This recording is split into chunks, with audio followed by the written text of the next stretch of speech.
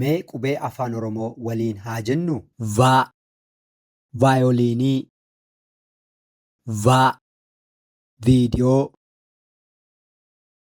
va, vaayoliinii, wa, warqee,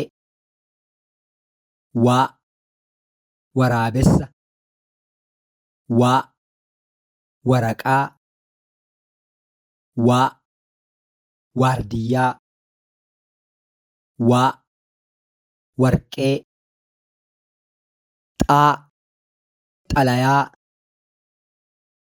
xaa, xaafii, xaa, xiyyaara, xaa, xiqqoo, xaa, xalayaa,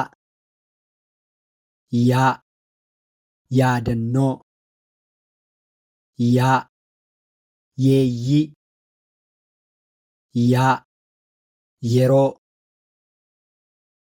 yaa, yaadannoo, zaa, zayita, zaa, zinjibila, zaa, zeeroo, zaa, zayita.